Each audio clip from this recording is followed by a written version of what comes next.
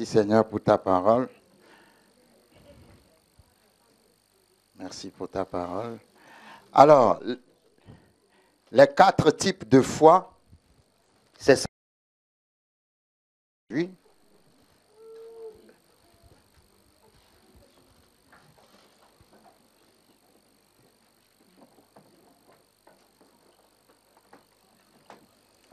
Lorsque nous lisons la parole nous parle de la foi. Il y a la foi simple, il y a la petite foi, il y a la grande foi, il y a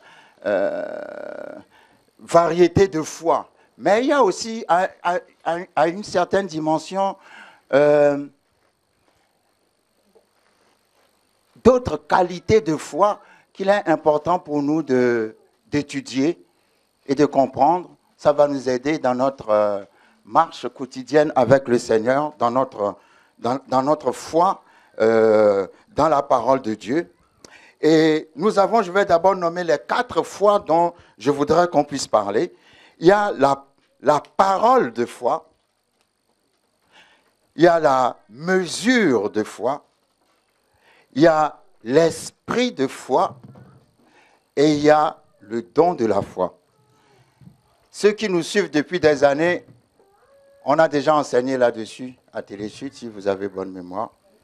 Mais j'aime bien parler de ces 4 types de foi parce que ça nous amène quelque part. Lorsque nous allons dans Romains chapitre 10, à son verset 8, Romains chapitre 10, verset 8,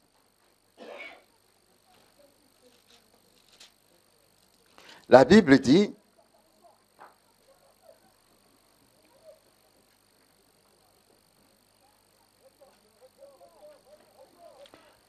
que dit-elle donc? La parole est près de toi, dans ta bouche et dans ton cœur. Or, c'est la parole de la foi que nous prêchons. Nous pouvons même commencer à partir du verset 6. Mais voici comment parle la justice qui vient de la foi. Ne dis pas en ton cœur, qui montera au ciel? C'est en faire descendre Christ? Ou qui descendra dans l'abîme? C'est faire remonter Christ d'entre les morts. C'est une manière de dire, si Christ ne revient pas des morts et que je le vois, ou qu'il ne descende pas du ciel et que je le vois, je ne crois pas. Tu n'as pas besoin de le voir pour croire. Et là, le verset continue, verset 8. C'est quoi la foi? Qu'est-ce que la justice de la foi dit?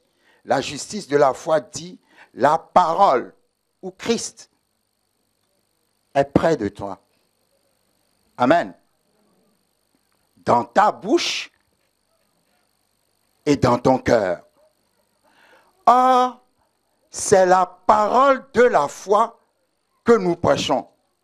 Si tu confesses de ta bouche le Seigneur Jésus, et si tu crois dans ton cœur que Dieu l'a ressuscité des morts, tu seras sauvé.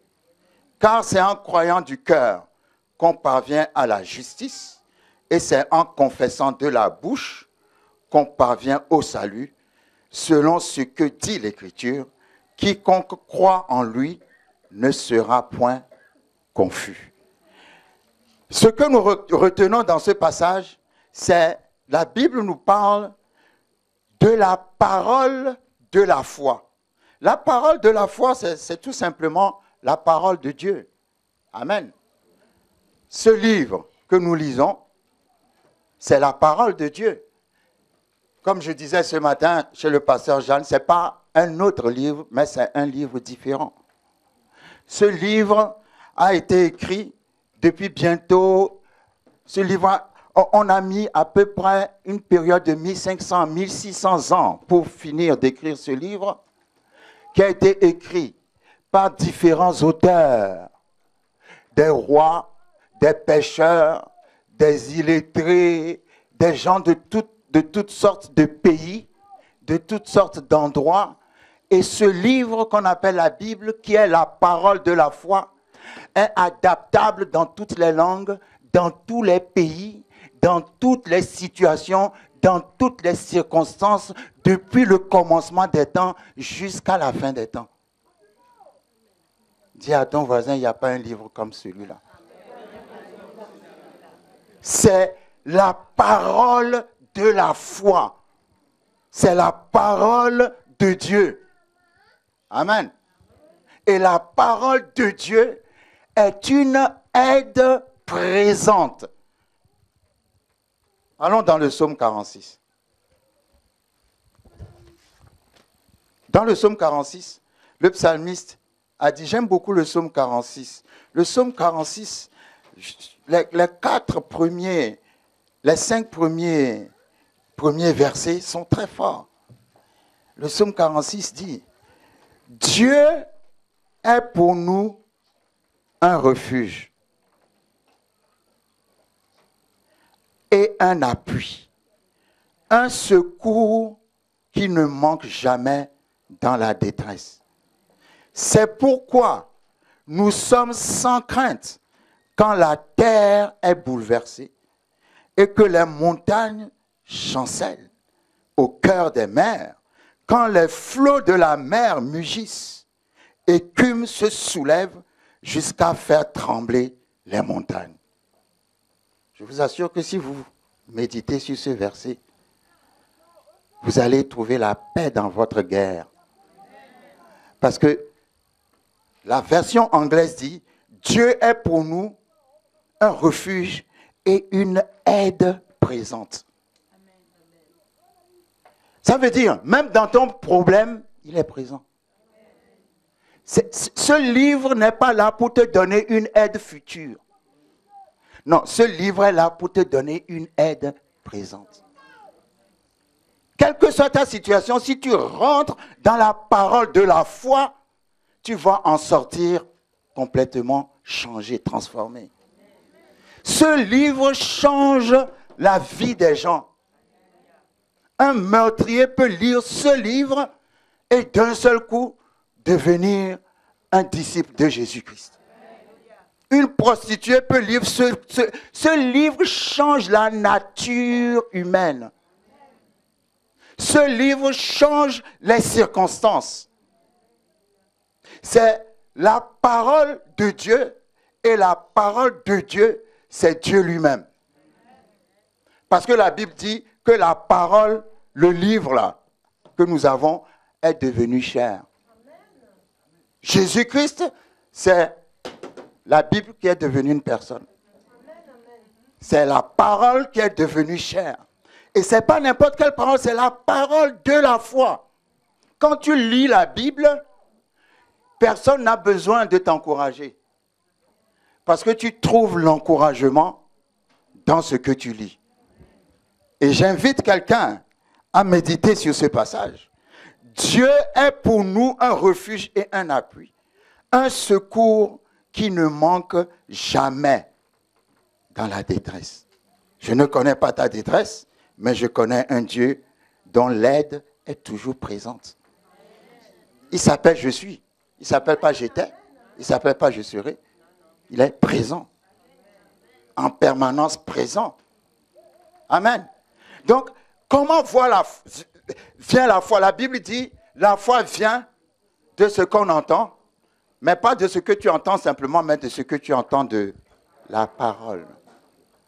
Ce livre produit quelque chose en toi. Amen. Si tu es devant une impossibilité, après avoir lu ce livre, tout ce qui est impossible devient possible. Parce qu'il y a une force, il y a une aide présente dans la parole de Dieu qui fait que, après l'avoir médité, tu ne peux plus être la même personne. Romains chapitre 10, à son verset 9, nous dit, tu n'as pas besoin de faire descendre Christ d'en haut ou de le faire remonter d'entre les morts pour croire. Parce que la parole est à côté de toi. La parole est dans ta bouche. Et ce n'est pas n'importe quelle parole, c'est la parole de la foi.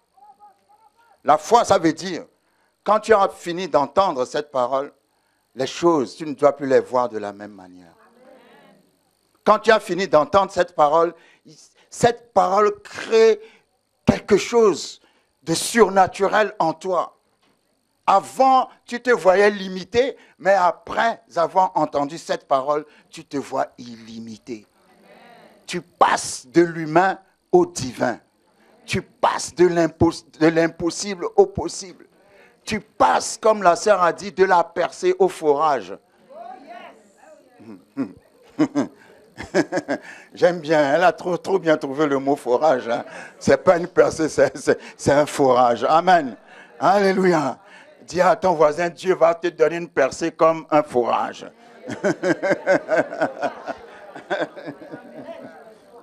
Ça ne va pas être une percée, ça va être un trou qui va traverser tous les murs que tu n'arrives pas à traverser. Alléluia. Et la parole est faite en sorte que quand il y a un verset qui dit dans la parole, Dieu élève sa parole au-dessus de son propre nom. C'est une traduction anglaise. En français, ce n'est pas traduit comme ça, mais en anglais, c'est traduit comme ça. Que Dieu exalte sa parole au-dessus de son nom. Ça veut dire que la parole est tout. Tu peux ne rien avoir, mais si tu as la parole. Tu peux ne rien avoir, mais si tu as la parole que tu as peut pourvoir à ce que tu n'as pas. La parole est puissante. La parole est Dieu. Quand les Juifs transportent ce livre, ils transportent avec soin. Alléluia. Il y a des gens, il y a eu des temps dans l'histoire de l'humanité où parce que des gens ont possédé, pas ce livre, mais quelques pages de ce livre, on les a tués. Il y a eu du sang qui a été versé pour ce livre. Amen.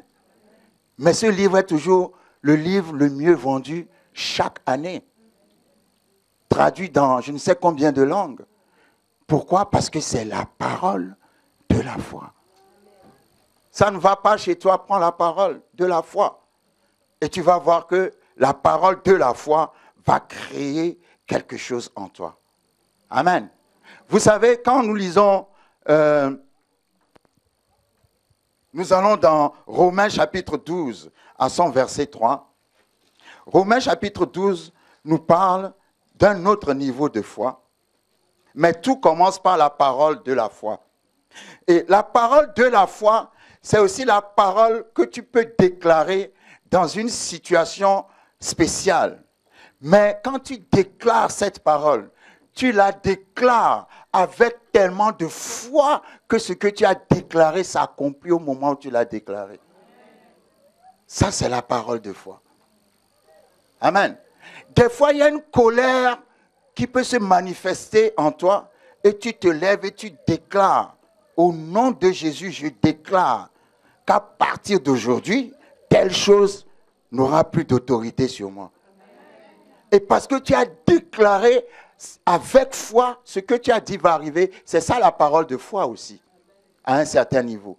C'est quand tu déclares la parole avec tellement d'autorité que ça te donne un résultat et un résultat immédiat. Amen. C'est la parole, c'est comme Jésus a dit, qui a dit au figuier qui a maudit le figuier. Et la Bible dit le lendemain, quand il repassait par là, l'arbre avait desséché. Amen. Quand il avait parlé au figuier, le figuier paraissait toujours vivant. Il y a des gens qui sont vivants mais qui sont desséchés. Mais tu vas reprendre vie aujourd'hui au nom de Jésus. Vous savez, la parole suffit. C'est pour ça que je dis souvent, nous les Africains, nous sommes venus d'une culture dans laquelle on aime beaucoup les cérémonies.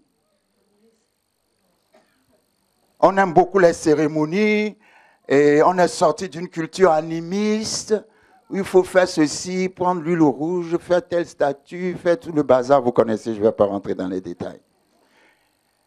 Ça fait que quand on est venu à Christ maintenant, on n'arrive plus à croire à la parole simple. On cherche encore des cérémonies, des trucs, on doit rajouter ça, on doit faire ça.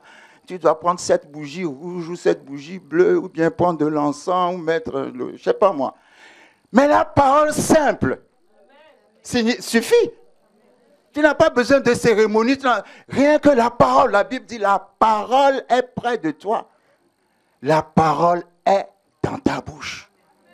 Tu n'as pas besoin de faire des cérémonies, tu déclares. Tu déclares avec la foi, ce que tu as déclaré avec la foi, ça va arriver. J'ai déjà dit que quand Josué avait détruit la ville de Jéricho, il a parlé, il n'a pas fait de cérémonie. Il a dit, celui qui va rebâtir cette ville perdra son fils aîné et son dernier fils. Et quand il a parlé, 500 ans après, la personne qui s'est levée pour bâtir Jéricho a perdu son fils aîné et son dernier fils. 500 ans après. 500. La parole était tellement puissante qu'elle est restée suspendue à traverser les siècles. Come on. La parole est puissante. Là où Jonathan et David et Saül sont tombés en Israël, David a dit que plus jamais d'herbe ne pousse à cet endroit. David a vécu, je crois, 1000 ans avant Jésus. C'est 1000 ans avant Jésus, les pasteurs, ou bien 2000 ans avant Jésus. 1000 ans avant Jésus. Oui. Et Jésus est venu et est reparti, ça fait déjà 2000 ans. Donc ça fait 3000 ans que David a prononcé cette parole. Il a perdu son ami d'alliance Jonathan. Ça l'a tellement fâché qu'il a maudit l'endroit où le corps de Jonathan est tombé. Depuis 3000 ans jusqu'à maintenant, quand tu vas en Israël, tu vas à cet endroit, il n'y a pas d'herbe qui pousse. Ah, vous ne comprenez pas. Hein? Je parle de la parole active que rien ne peut arrêter, qui traverse des générations et qui traverse le temps. David est mort, il est parti avec le Seigneur, se reposer auprès du Seigneur, mais la parole qu'il a déclarée, ça fait bientôt 3000 ans, est toujours active. C'est ça la puissance de la parole. C'est pour ça que quand tu déclares des paroles, il faut faire attention aux paroles que tu déclares. Parce que si tu déclares la parole avec un certain niveau de foi, ce que tu as déclaré va arriver. Amen. Ce que tu as déclaré va arriver. La parole de Dieu, c'est la parole de la foi. C'est la parole qui transporte la foi. Romains chapitre 12, verset 3, la Bible nous dit, « Par la grâce qui m'a été donnée, je dis à chacun de vous de n'avoir pas de lui-même une trop haute opinion, mais de revêtir des sentiments modestes selon la mesure de foi que Dieu a départie en chacun. » En lisant ce verset, je comprends qu'il y a une mesure de foi que Dieu a départie en chacun. Le bouddhiste a cette mesure de foi. Le musulman a cette mesure de foi. L'animiste a cette mesure de foi. Quand Dieu a créé l'homme, il a mis dans l'homme une mesure. Mesure veut dire quantité. Cette quantité de foi qui est en toi fait que quand tu entends la parole de foi qui est l'évangile, tu crois. Tout le monde peut croire parce que dans tout le monde, il y a une mesure de foi. Maintenant, certaines personnes disent, Dieu a donné la même mesure de foi à tout le monde. D'autres personnes disent, Dieu a donné à chacun comme il veut. Mais moi, je crois que Dieu a donné à tout le monde la même mesure de foi. Et c'est à toi de développer ta foi. Parce que la foi, ça se développe.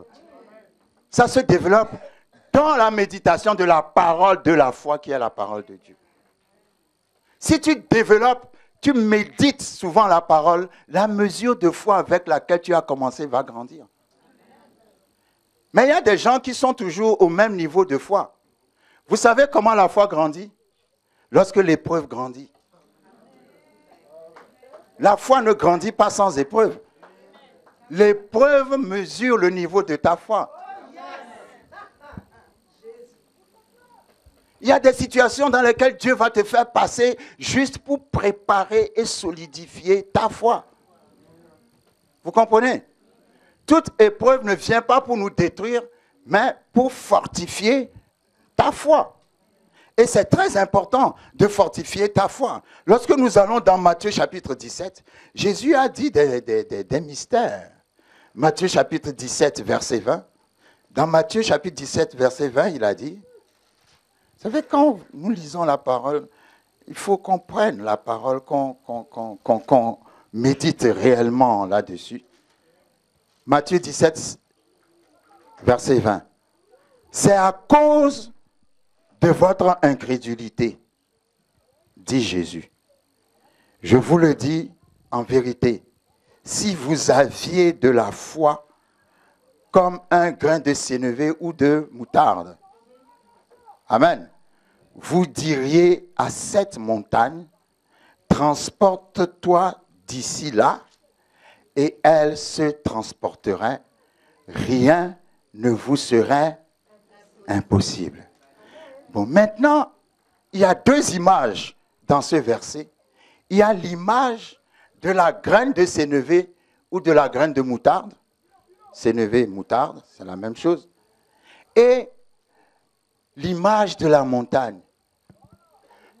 Est-ce que vous voyez la taille de la montagne? Mais est-ce que vous voyez la taille de la graine de moutarde?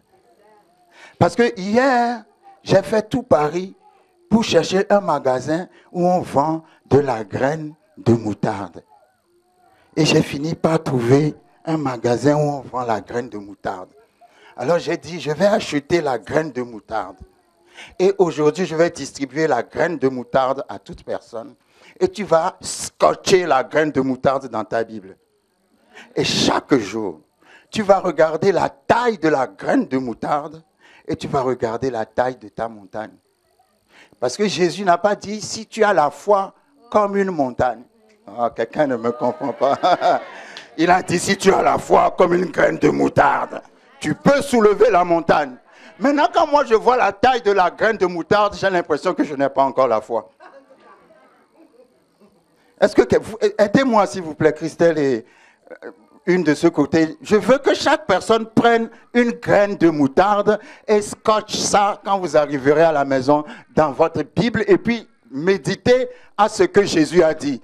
Jésus a dit, si tu as la foi comme cette graine de moutarde, je veux bien que vous regardiez la taille de la graine de moutarde. Je suis sûr que vous allez vous rendre compte que vous n'avez pas encore la foi. Parce que ce n'est pas possible si la foi, comme cette taille d'une graine de moutarde, peut soulever une montagne. Je crois qu'on n'a pas encore la foi. Est-ce que quelqu'un me suit? Alors il faut scotcher ça dans ta Bible et chaque matin tu regardes ça. Parce que si tu avais une foi comme la taille de cette graine, aucune montagne ne te résisterait.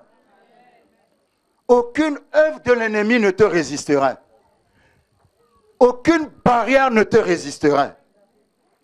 Parce que ça, c'est la mesure de foi que Jésus nous a donnée. La graine de moutarde. Alléluia. N'est-ce pas que nous venons de voir que Dieu a départi à chacun une mesure de foi? Quand Jésus a parlé, il a donné l'image de la mesure de foi. Il a dit, si votre foi est comme la graine de moutarde. C'est ça la mesure de foi, n'est-ce pas? Mais avec cette mesure de foi, Jésus a dit, tu peux soulever une montagne. Maintenant, compare la taille de la graine de moutarde à la taille de la montagne. On ne voit même pas la graine de moutarde à côté de la montagne. Mais Jésus a dit que la graine de moutarde va faire soulever ta montagne. C'est très important. Il ne faut pas perdre cette graine-là. Il faut scotcher ça dans votre Bible. Et prier que Dieu nous donne une foi comme la graine de moutarde. Parce que moi, quand j'ai vu la taille de la graine de moutarde, j'ai dit, pardonne-moi Seigneur parce que je n'ai pas encore la foi. Apprends-moi la foi. Alléluia.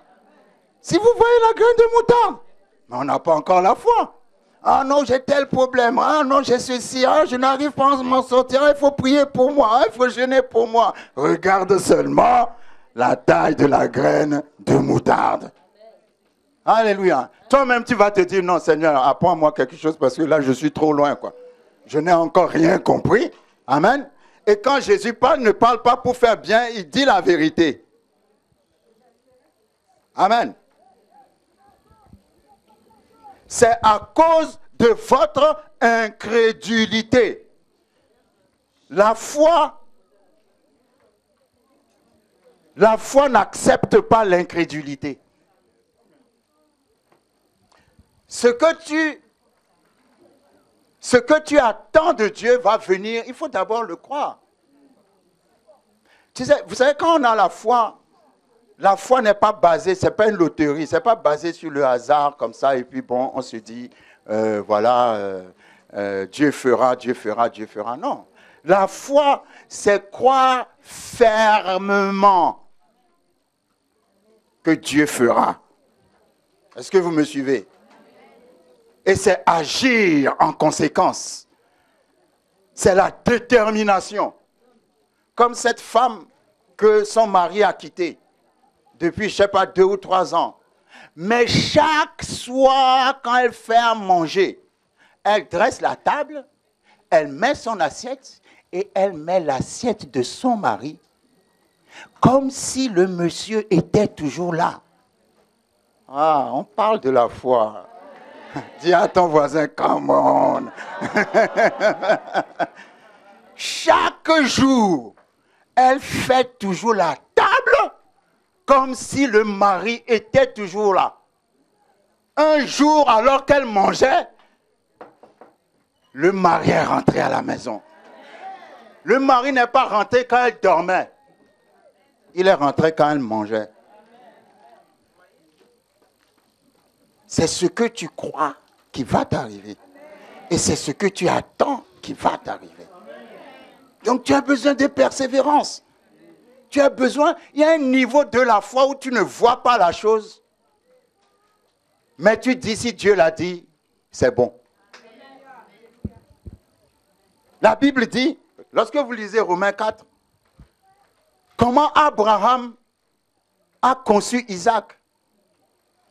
Est-ce que quelqu'un me suit? Romains chapitre 4. Et Abraham est l'image de quelqu'un qui, avec le temps, a su développer la mesure de foi que Dieu lui a donnée. Si Dieu avait dit à Abraham, dans Genèse 12, bon, Isaac n'était pas là, mais si supposons qu'Isaac était là et que Dieu lui avait dit de sacrifier Isaac, Abraham n'allait jamais le faire.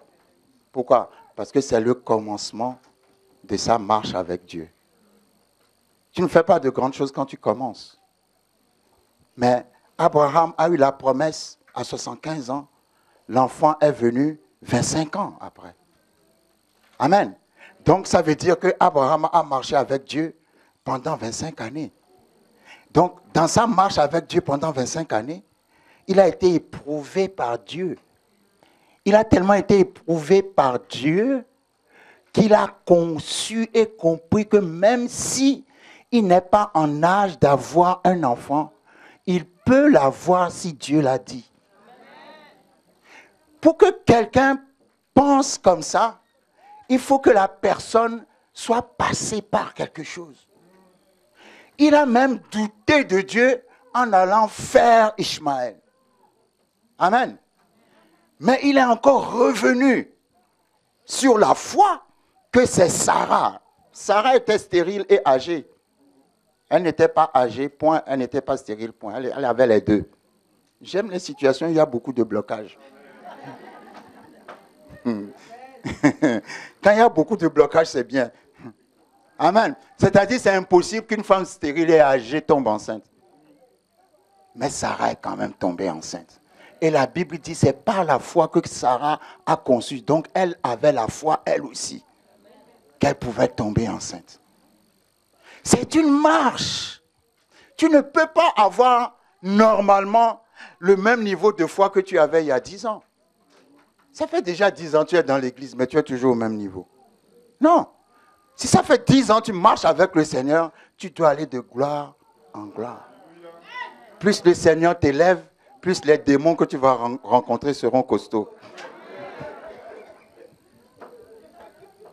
Élévation égale costaud démon. Il y a des gens qui veulent l'élévation, mais qui ne veulent pas de démons. Qui t'a dit ça? Si tu veux l'élévation, il faut t'attendre à des rencontres. Amen.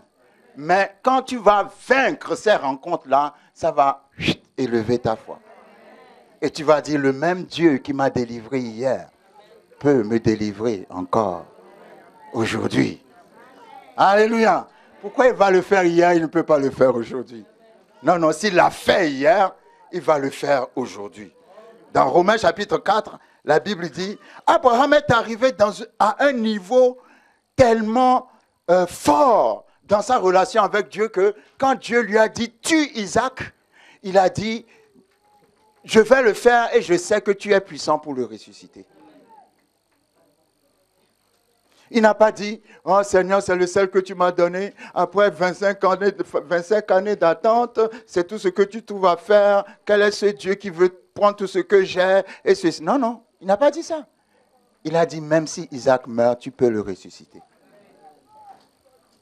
Et pourtant, il n'a jamais vu Dieu ressusciter quelqu'un, puisque jusqu'à Genèse 22, il n'y a pas de résurrection dans la Bible.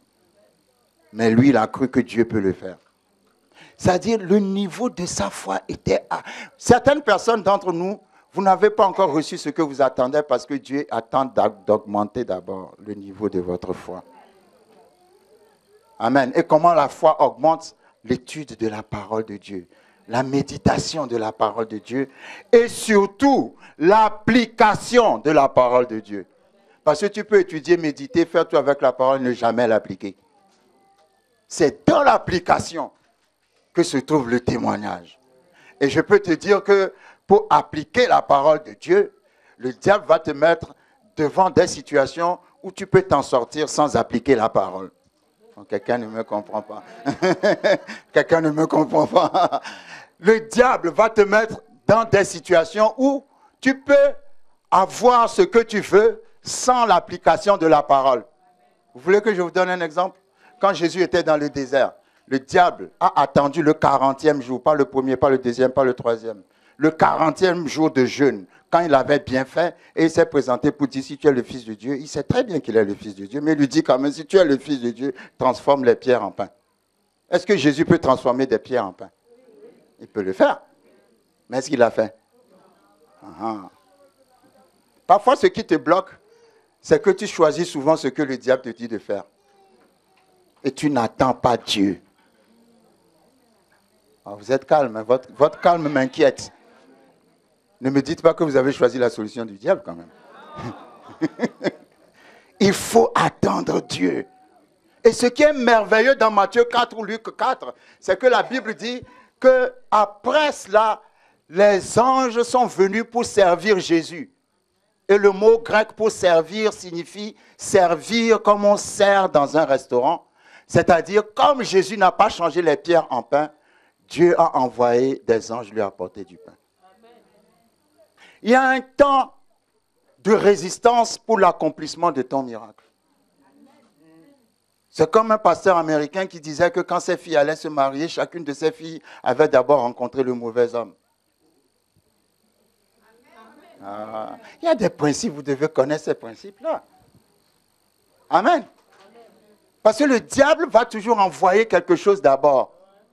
Mais c'est à toi d'avoir le discernement. Amen. Donc, pour appliquer la parole, tu vas te trouver dans des situations où tu peux y arriver sans la parole. Mais c'est à toi d'être déterminé pour dire non, je marche selon la parole. Et c'est là où le miracle et le témoignage vont être puissants.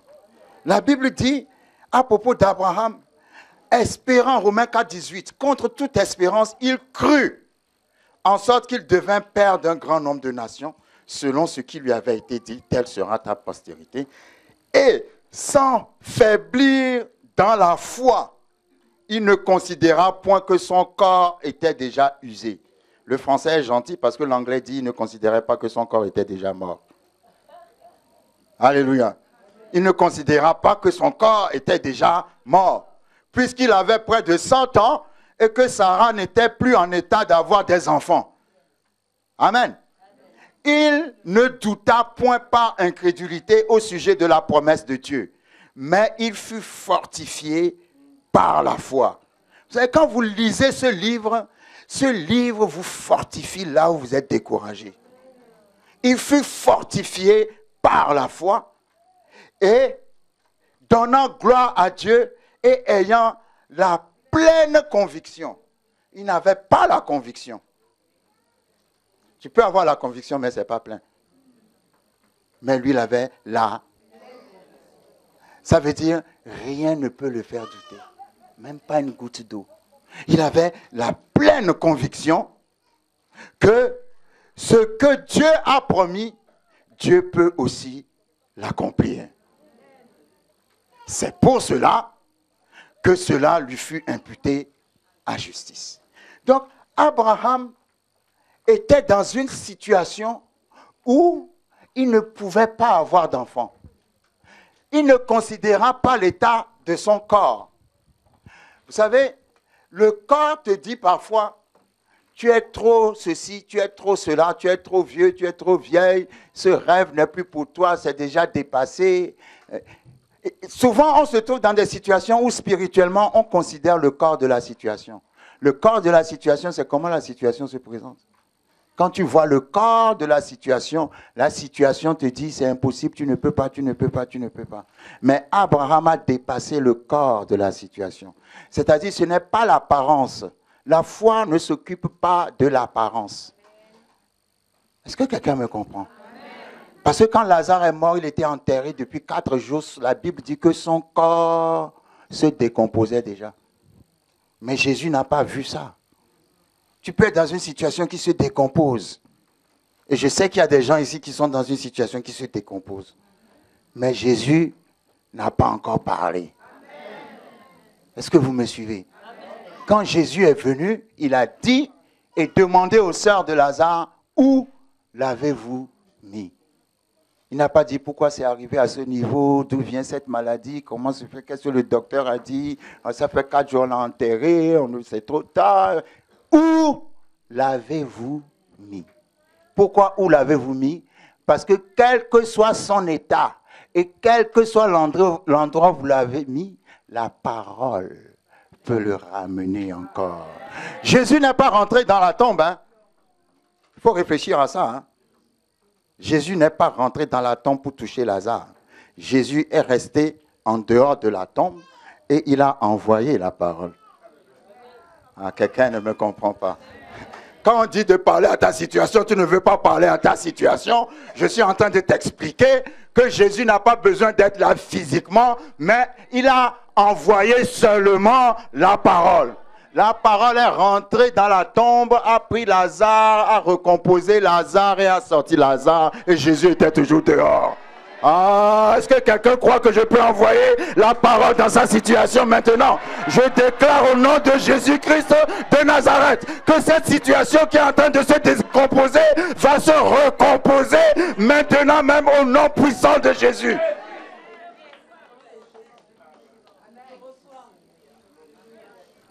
Que tout ce qui se décompose dans ta vie soit recomposé maintenant alors que la parole est en train d'être libérée. J'envoie la parole dans ta maladie, j'envoie la parole dans tes finances, j'envoie la parole dans ta mort, j'envoie la parole dans ta stérilité, j'envoie la parole dans ta pauvreté. Je dis Lazare, sors! Il n'a pas touché Lazare, il n'a pas vu Lazare, il a envoyé la parole. Amen. Gloire à Dieu. Tu prêcheras l'évangile. Amen. Il a envoyé la parole. Il y a un verset qui dit dans la Bible, il envoya sa parole et sa parole les guérit. Ne dis pas je dois voir Jésus. Ne dis pas, je dois descendre du ciel. Ne dis pas, je dois remonter des morts. Mais la parole est à côté de toi. Elle est dans ta bouche. C'est la parole de la foi. Envoie la parole. Si tu n'envoies pas la parole, la situation ne va pas changer. Mais si tu envoies la parole va recomposer ce qui est décomposé. Tout ce qui est décomposé dans ta vie reçoit la résurrection aujourd'hui. Dans le nom puissant de Jésus, le Christ de Nazareth. Si c'est sur une pente en train d'aller dans un gouffre, je le vois remonter la pente pour aller au sommet. Il n'ira pas dans le gouffre. Dans le nom de Jésus. Dans le nom puissant de Jésus-Christ de Nazareth. Nous déclarons cette parole ce soir. Que tout ce que tu as acquis depuis le ventre de ta mère, quand on t'a conçu dans les entrailles de ta mère, que tout esprit de blocage qui t'a suivi depuis ton enfance jusqu'à maintenant, que le sang de Jésus remonte encore tes années pour aller te retrouver dans les entrailles de ta mère et recomposer une nouvelle destinée pour toi. Et il va le faire aujourd'hui dans le nom puissant de Jésus. Le sang peut remonter jusqu'aux origines. Le sang peut remonter jusqu'à la source. Le sang peut remonter là où ça a commencé. Le sang peut remonter jusqu'aux racines. Je m'en fous des alliances de nos pères. Je ne sais pas combien de personnes ils ont sacrifié. Ce n'est pas mon problème. Mais je ne serai pas maudit à cause de leur péché parce que Jésus est mort pour moi, parce que je l'ai accepté. Alors je déclare que le sang de Jésus remonte les générations de tes ancêtres. Que le sang de Jésus détruise la malédiction des générations sur ta famille.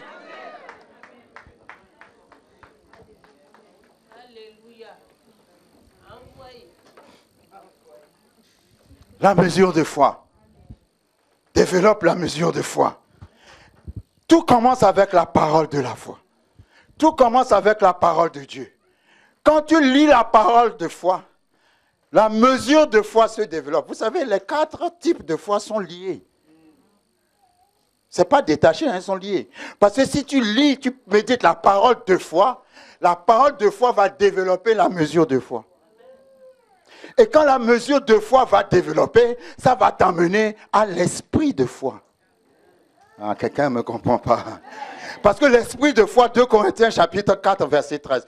Je vais vous donner l'exemple de l'esprit de foi. Quand on dit que quelqu'un a l'esprit de foi, 2 Corinthiens 4, verset 13. Et comme nous avons le même esprit de foi, qui est exprimé dans cette parole de l'Écriture. C'est-à-dire, nous avons le même esprit de foi comme dans la parole de Dieu. Est-ce que vous me suivez? 2 Corinthiens 4, verset 13. Et comme nous avons le même esprit de foi qui est exprimé dans cette parole de l'Écriture, j'ai cru, c'est pourquoi j'ai parlé. Nous aussi, nous croyons, et c'est pour cela que nous parlons. Comme il est dit dans la parole de Dieu, de croire ce que la parole de Dieu dit et de parler ce que la parole de Dieu dit, nous aussi, comme la parole de Dieu le dit, nous croyons dans ce que la parole de Dieu dit et nous déclarons ce que la parole de Dieu dit. Ça n'a parlé nulle part de déclarer ce que tu vis. Il ne faut pas parler de ta situation à Dieu. Il faut parler de Dieu.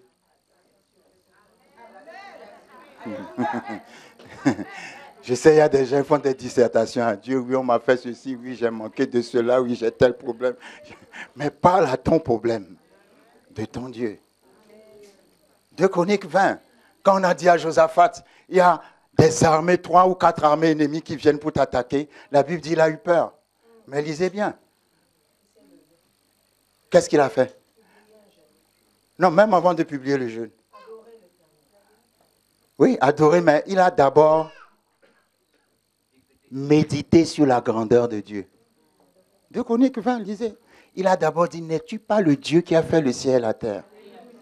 N'es-tu pas le Dieu qui a fait ceci? Il y a des gens qui oublient tout ce que Dieu a fait pour eux. N'es-tu pas le Dieu? Après avoir médité sur la grandeur de Dieu, il a décrété le jeûne. Mais la grandeur de Dieu a restauré sa foi.